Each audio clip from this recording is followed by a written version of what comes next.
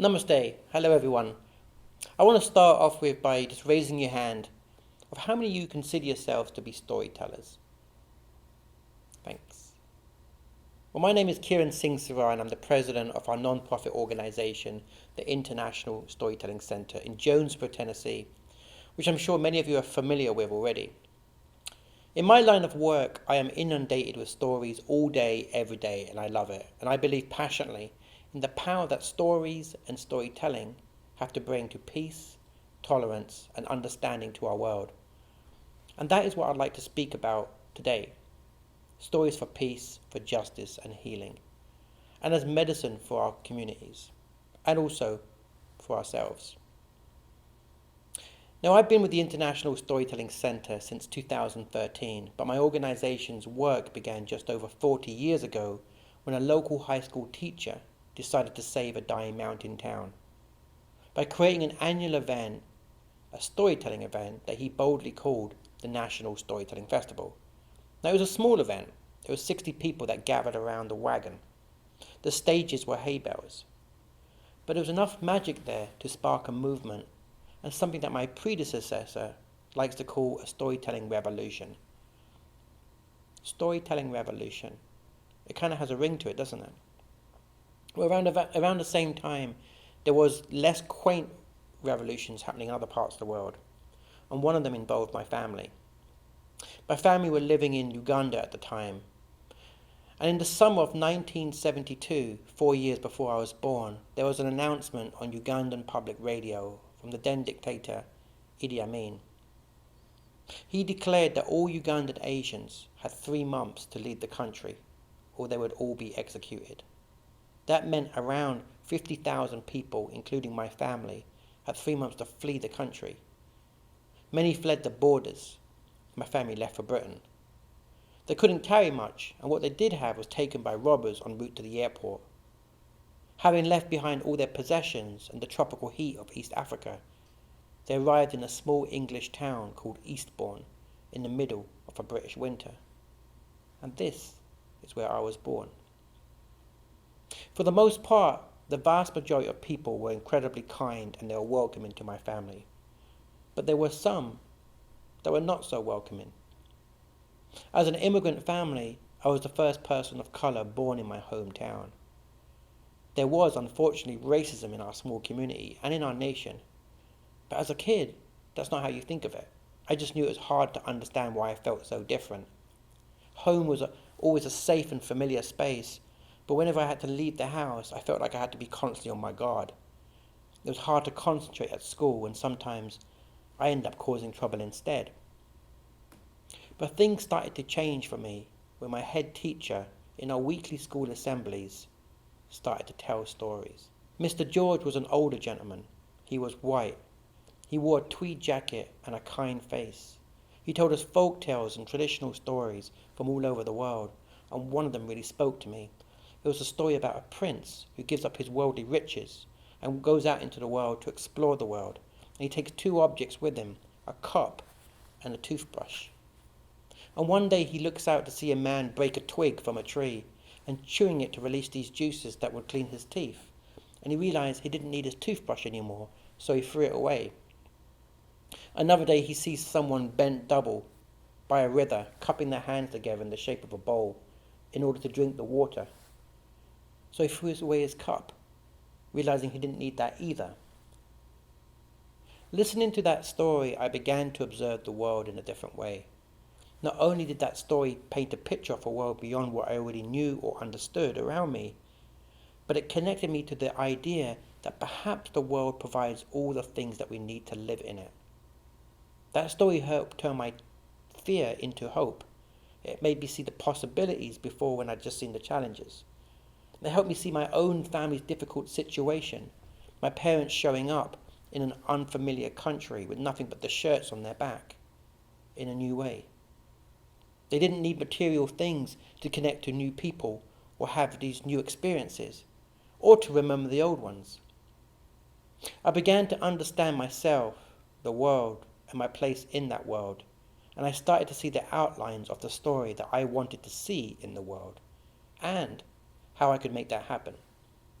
Now fast forward many years now to 2011, and I found myself thinking about Mr. George's Prince again when I left my job in Scotland to become a Rotary Peace Fellow at the University of North Carolina in Chapel Hill. I more or less gave away all my possessions, and I packed what I could into 2 small suitcases, but I did pack a toothbrush and a cup. I reflected back on my parents' arrival in the UK all those years ago. They couldn't take their personal possessions with them, but they could take their memories, and they could take their traditions, and they kept them alive through the stories that they passed on to me.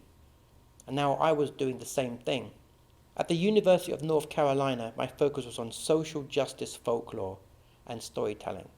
And after I graduated, I accepted my position at the International Storytelling Center. Now, just a few weeks after that, I was helping to host the 41st Annual National Storytelling Festival. Now, it's not 60 people and some hay bales type of event these days. The festival has grown so much that we draw 11,000 people from across the country and around the world who all converge in Jonesboro for a long weekend of live performance storytelling. I heard some amazing stories that first weekend, and I've heard many since.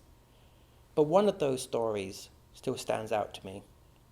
It was evening, and I had joined the crowd in one of our circus-style big top tents to hear a master storyteller called Elizabeth Ellis. And she closed her program with a story about a difficult time and divisive time in this nation's history, the Civil War. Her story was about a group of Confederate mothers who were laying flowered wreaths at the gravestones of their fallen sons when they saw that the gravestones of fallen Union soldiers were bare. In one powerful act of empathy, they decided to lay wreaths at those graves as well. In a sense, they were able to see the story behind the story.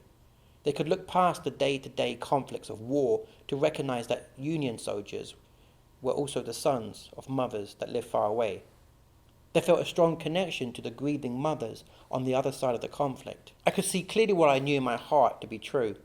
Stories help us understand one another on a human level. Harnessing the power of storytelling to build a better world is not easy, but I believe it's an idea worth cultivating. In my work, I am incredibly fortunate to help communities learn how to use story to strengthen their learning. I get to partner with schools across the region and the nation, the Smithsonian, NASA. We get to train and mentor young storytellers, young people, to present at events such as International Day of Peace at the United Nations headquarters in New York City. I get to train diplomats in Washington, D.C. on learning how to break down divisions between groups and lead bipartisan story dialogue at the Senate to ensure that we can put peace and genocide prevention policy into U.S. law, which we have. I even get to work with the Pentagon and the Department of Defense to imagine how they can use storytelling as a tool for non-violent communication and as an alternative to violent combat. And why do we do that? We do that because stories matter. And I believe they matter a lot. I'd like to give an example. A few years ago, I was asked to lead a workshop for a group of high school students as part of a series of events in Charleston, South Carolina. I was asked to lead this as a project geared towards fostering dialogue, healing, and community building following the tragic events that took place 6 months before that when 9 people's lives were violently taken at Mother Emanuel Church, a traditionally African-American church. I started that workshop with the same question I asked all of you. How many of you consider yourselves to be storytellers? Well, only a few hands went up. But then I asked them to think about what home meant for them, to describe their city, their lives, their walk home from school, their families, what matters to them. And by the end of a 3-hour workshop, all of them had a story to tell. And for one soft-spoken student called Chankisha, she decided to tell her story at a local event a few weeks later, and she did so, she explained, as a sort of response to the way that she sees people that look like her portrayed on the news. She wanted to tell her story so other people would understand her through her own words instead of somebody else's. Now, I think that's huge, because it's the process of owning your own story and telling it in a way that makes sense to you, rather than having somebody else tell that story for you. It was also powerful for me as a listener to hear that story, because I believe Building peace on a larger scale works according to the same set of principles, finding empathy and building a sense of belonging. Storytelling has that power. It has the potential to put the dream, desire, and the struggle of what it means to be human into words, and to make a difference. And like Mr. George's story had taught me as a kid in school all those years ago, you don't need a toothbrush or even a cup. Because when you look around you, when we get to explore and unpack and listen deeply, listen in new ways, we realize the world provides all the things that you need. Story is a binding force, and we can use it all the time, whenever there is conflict in our world, in our lives, in our communities, and we can help each other just by listening. If you'd like to learn more about the specific programs or the new programs, the work that we do to empower you from marginalized groups, or our Stories as Medicine initiative, if you would like to learn how you can support this work or be part of the story of change, then don't hesitate to reach out to myself or contact us at the International Storytelling Centre. Namaste, and thank you all for listening.